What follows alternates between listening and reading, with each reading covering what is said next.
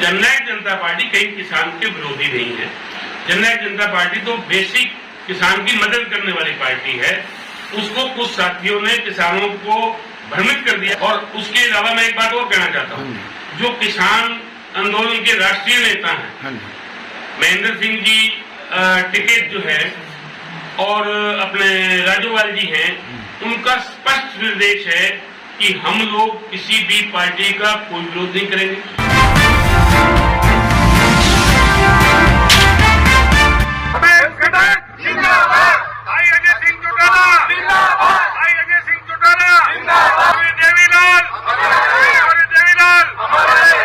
यदि किसी ने विरोध करना है, किसान साथी को विरोध करे, मैं आपके चैनल के माध्यम से कहता हूँ, विरोध भी करना चाहे तो बीजेपी की गवर्नमेंट का करे। कारण कानून बनाए तो सेंट्रल गवर्नमेंट ने बनाए, स्टेट गवर्नमेंट ने कोई कानून नहीं बनाया। और जननायक जनता पार्टी के पास कोई भी एमपी नहीं था, ना हमारे पास कोई सेंटर के को कानून बदलने वाली चाबी हमारे पास थी कि हम कानून बना लें या कानून बदल दें। कानून तो उनके हाथ में थे। विरोध करना तो बीजेपी का करिए। हमारे नेता जिनको एमएलए की टिकट नहीं मिल पाई, एमपी की टिकट नहीं मिल पाई, उनको बोर्ड और कॉर्पोरेशन के चेयरमैन बनाया। जैसे एक स्टेट मिनिस्टर का दर्जा, मैं भी उस सरकार में एचएलआरटीसी डिपार्टमेंट है उसका चेयरमैन रहा। वो सिर्फ अजय सिंह जी की सोच थी भी ये लोग जो है ये सत्ता के भागीदार बने, सत्ता के अंदर इन लोगों की भी हिस्सेदारी हो, ये अपनी बात रख सके, ये पार्टी की सोच रही है। मतलब जैसे आपकी बात से एक बात स्पष्ट हुई कि जेजेपी सबको जोड़ के रखने का काम करती है। बिल्कुल। तो उसके बावजूद जैसे आप देख रहे हैं किसानों में जो विरोध है जेजेपी को लेके, वो क्या कारण रहा? ऐसा है, वो किसानों में विरोध नहीं है। मैंने एक दिन पीछे भी अभी हमने 4-5 दिन पहले प्रेस कॉन्फ्रेंस करी थी और मैंने बड़े एविडेंस दिए थे। भी फोटो जिस तरह आज आप बैठे हमारी फोटोएं हैं, उसी तरह से पीछे हम एक दिन डब्बाली के एरिया में गए, तो एक गांव में हमारा चाय का प्रोग्राम था। हम बैठे थे जैसे यहाँ बैठे हैं, वहां से निकले तो कुछ 4-5 साथी 8 साथी वहां एकदम गाड़ी के आगे एकदम आ गए। हमने गाड़ी रोकी, बात की, तो पता लगा बोले जी बात करने हैं। मेरी बात करी और बात करने लिया, मुर्दाबाद और जिंदाबाद की बात थी उनके पास।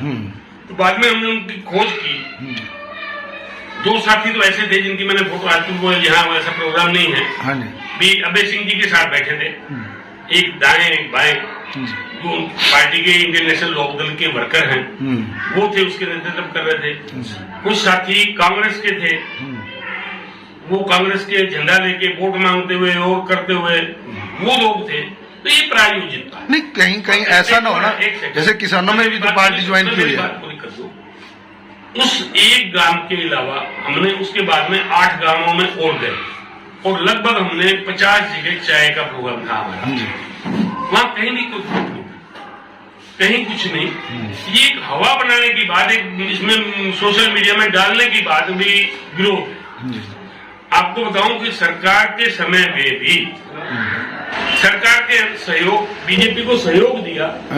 हमने कहीं बीजेपी के कैंडिडेट के लिए वोट नहीं मांगा। हमारे लीडरों ने जननायक जनता पार्टी के लिए वोट मांगा, किसी के लिए वोट नहीं मांगा।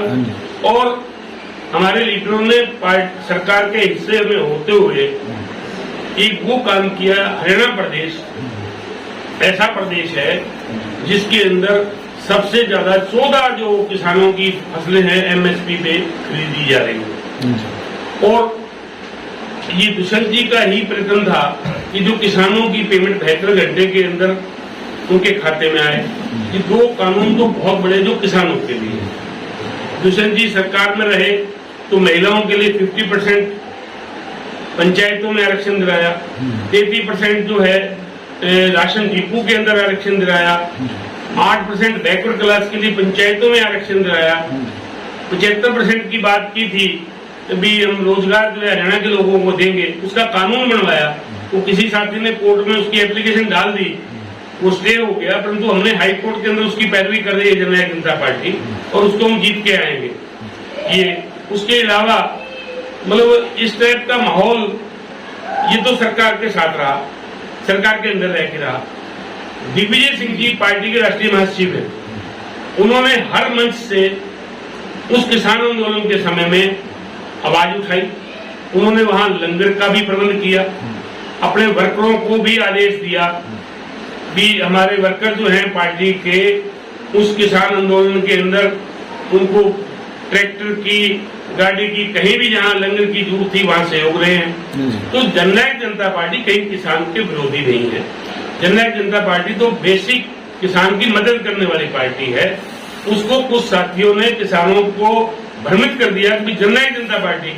अब जैसे दर्शक ये जानना चाहें कि जो भ्रमित है वो किसान भ्रमित हुए हैं, वो किसान है या जो अन्य पार्टियां हैं वो अपने कार्यकर्ताओं को किसान बनाकर और ऐसा मैंने आपको बताया ना जी, मैंने उदाहरण दिया कि लोकदल के भी साथी थे वहां, जिनकी मैंने फोटो दिखाई है, कांग्रेस के भी साथी थे जो है। मतलब आपकी बातों से स्पष्ट है जो विपक्ष है। और उसके अलावा मैं एक बात और कहना चाहता हूँ, जो किसान आंदोलन के राष्ट्रीय नेता हैं महेंद्र सिंह जी टिकैत जो है और अपने राजोवाल जी हैं, उनका स्पष्ट निर्देश है कि हम लोग किसी भी पार्टी का कोई विरोध नहीं करेंगे। विरोध करना है तो वोट के द्वारा करेंगे, कहीं हुल्लड़बाजी नहीं करेंगे, खराबी नहीं करेंगे।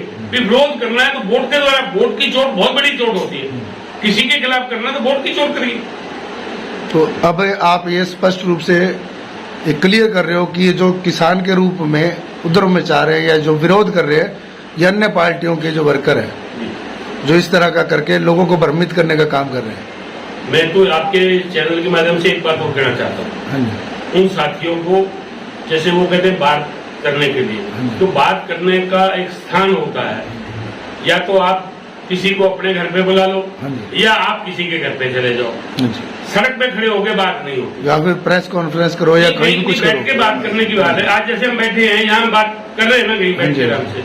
इसी तरह से कभी भी अगर कोई विरोध की बात भी है तो स्पष्ट करो, सामने बैठ के करें। और मैं आपके चैनल के माध्यम से ये कहना चाहूंगा, कहीं कोई किसान साथी, किसान नेता जननायक जनता पार्टी के शीर्ष नेतृत्व से कोई बात करना चाहे, उनसे सवाल जवाब करना चाहे, तो उसके लिए हम जिगर उपलब्ध करा सकते हैं, बिठा सकते हैं, बात का समय दिला सकते हैं। तो जैसे मैं आपके चैनल के माध्यम से जनता से अपील करना चाहूंगा कि हमारा जननायक जनता पार्टी का कैंडिडेट बहुत ही सूझवान, ऊर्जावान, निष्ठावान व्यक्ति है, जिन्होंने अपने पिछले कर्म से हम उनके देख सकते हैं कि उन्होंने अपने हल्के में जहां वो विधायक रहे, उनकी लगातार सेवा की है। उन इस इलाके के बहुत प्रिय नेता हैं और पार्टी के वफादार साथी हैं। इसको जैसे आप देख रहे हो कि हरियाणा में जेजेपी का जनाधार फिर से बनना शुरू हो चुका है।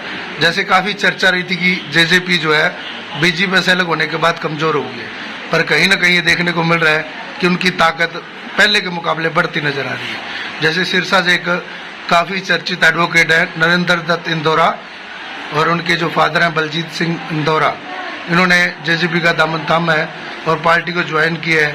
तो आइए रूबरू कराते हैं उनके घर जो है।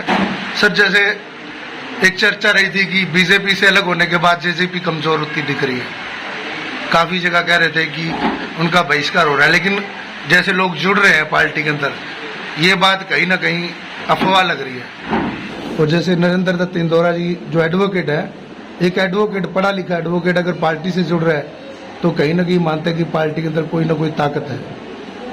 सबसे पहले तो सर मैं आपके चैनल का धन्यवाद करता हूँ। हाँ जी, कि आपने सिरसा की जनता के सामने और हरियाणा की जनता के सामने अपने चैनल द्वारा ये बताने का काम किया। कुछ पार्टियों को इस चीज का भ्रम था कि जननायक जनता पार्टी कमजोर हो चुकी है, लेकिन ये तो इलेक्शन का दौर है और इलेक्शन के दौर में कुछ साथी पार्टी छोड़ करके जाया करते हैं और कुछ साथी पार्टी ज्वाइन किया करते हैं। हाँ जी। और आज भाई नरेंद्र इंदौरा जी का, हाँ जी, और इनके साथियों का जो पार्टी में ये ज्वाइन किए हैं, हाँ जी, हमारे नेताओं के सामने हमारे जिलाध्यक्ष जी हैं, मास्टर जी हैं, सॉरी हरि सिंह जी हैं, और पार्टी के और भी अन्य नेतागण हैं। तो इनके नेतृत्व में आज जहां भी हम जाते हैं पार्टी को ज्वाइन करने लग रहे हैं। तो इससे स्पष्ट ये हो गया कि जो दूसरी पार्टियां हैं वो गुमराह हो रही हैं। और जहां भी मैं जाने लग रहा हूँ, किसी भी वो इलाके में मैं गया हूँ, 9 विधानसभा है लोकसभा के अंदर, जहां भी मैं गया हूँ तो लोग बढ़ चढ़ करके पार्टी ज्वाइन करने लगे। मुझे आपकी बातों, जैसे आपने बताया कि वो गुमराह हो रही है पार्टी दूसरियां, मुझे ऐसा भी लग रहा है कि वो गुमराह कर रही हैं जी। कहीं ना कहीं। जैसे आप आज सोशल मीडिया के अंदर आज दिन प्रतिदिन देख रहे हैं कि दुष्यंत का विरोध हो रहा है, पार्टी खत्म हो रही है, कुछ ऐसी अफवाहें भी देख रहे हैं, लोगों को भी गुमराह कर रहे हैं। कुछ नेताओं को, कुछ पार्टियों का अपना मिजाज होता है और झूठी अफवाह फैलाना तो उनका काम होता है। अच्छा, मैं इस चीज का फैसला तो जनता करती है। जैसे आपने पार्टी ज्वाइन किया, आपको सिरसा से टिकट मिली है, टोहाना से यहाँ सिरसा में जी, तो आप जैसे दर्शकों को बताएंगे कि इससे पहले आप कितने टाइम से पार्टी से जुड़े हुए हो?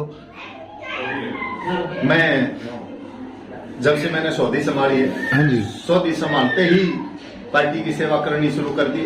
और इससे पहले भी मेरे पिताजी चौरी देवीलाल जी के भक्त रहे हैं और पार्टी में काम किया है, तो उन्हीं के आशीर्वाद से मुझे आज पार्टी का जो चाहे वो एमएलए के रूप में सेवा करने का मौका मिला हो।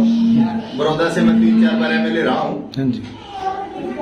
इससे पहले आप 4 बार बड़ौदा से विधायक रह चुके हैं जी। और जब भी मैं टिकट लेकर के बड़ौदा हल्का में गया तो बड़ौदा की जनता ने अपना आशीर्वाद दे करके हर बार मुझे एमएलए बना करके विधानसभा में भेजने का काम किया। और उसी सेवा से मेरे नेताओं ने खुश होकर के आज लोकसभा में मुझे सिरसा से एमपी के रूप में अपना कैंडिडेट बना करके सिरसा की जनता के अंदर भेजने का काम किया। और मैं सिरसा की जनता को, 36 कौम को पार्टी की तरफ से, अपनी तरफ से ये विश्वास दिलाना चाहता हूं कि मैं सिरसा की जनता की आवाज बन करके मैं लोकसभा में इनकी आवाज को उठाने का काम करूंगा। क्योंकि जैसे विधानसभा में उठाने का काम किया, उसी प्रकार मैं अपने प्रदेश की आवाज को और सिरसा के लोगों की आवाज बन करके हिंदुस्तान की सबसे बड़ी पंचायत में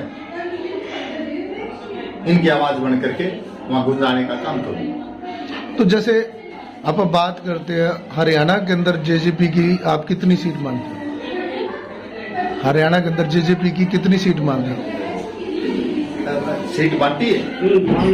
जीतने वाली कितनी? अच्छा सर, देखो ये तो जिस भी पार्टी से आप सवाल करोगे, चाहे वो भारतीय जनता पार्टी है, चाहे वो कांग्रेस पार्टी है या हमारी पार्टी है और दूसरी पार्टियां हैं, तो जिससे भी आप सवाल करोगे कि आप कितनी सीट जीतने जा रहे हो, तो ये तो लोगों के ऊपर, जनता के ऊपर है कि वो कितनी सीट जिता करके किस इलाके से, किस लोकसभा क्षेत्र से अपनी पावर दे करके भेजने का काम करते हैं। और हम तो ये विश्वास रखते हैं कि ज्यादा से ज्यादा हमारी पार्टी के एमपीज बन करके लोकसभा में जाएंगे। जैसे आप डोर टू डोर सिरसा का सर्वे कर रहे हो, तो क्या लग रहा है कि सिरसा की जनता का कितना प्यार मिल रहा है?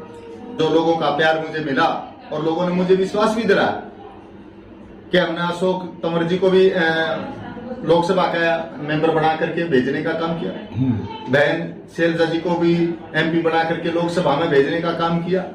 लेकिन हमने उनको देख लिया और अब हम किसी तीसरे चेहरे के रूप में अपनी पावर को दे करके और एमपी बना करके हिंदुस्तान की सबसे बड़ी पंचायत में भेजना चाहते हैं। तो आज मुझे हर वर्ग का प्यार मिलने लग रहा है। मतलब एक तरह से 36 बिरादरी का साथ मान रहे हो? 36 बिरादरी का प्यार मिल रहा है। हाँ जी, नरेंद्र दत्त जी, आप पार्टी के अंदर जैसे ज्वाइनिंग की है, तो क्या बताना चाहते हैं? क्या किस बात से प्रभावित हुए आप? पार्टी, पहले आपको भी पता होगा, आपके दर्शकों को भी पता होगा कि पार्टी काफी पुरानी है, ठीक है। जो देवीलाल जी हैं उनके बहुत से चाहते हैं हमारे सिरसा में, खास करके सिरसा के आसपास फतेहाबाद ये, तो उससे प्रभावित हो गए। आप भी उन्हीं से प्रभावित हो? जी, उनके कार्यों से। और जैसे आप पेशे से एडवोकेट हो, तो क्या लग रहा है कि पार्टी का जनाधार बढ़ रहा है, आप इसलिए जुड़े हो या कैसे, क्या कारण? जनाधार तो पहले से ही था सर। हाँ जी, लेकिन जैसे ही नहीं, जैसे मीडिया में एक अफवाह रोज चल रही है कि जेजेपी वालों को गांव में घुसने नहीं दिया जा रहा, विरोध ये कर रहे तो हैं। हर सिक्के के दो पहलू होते हैं।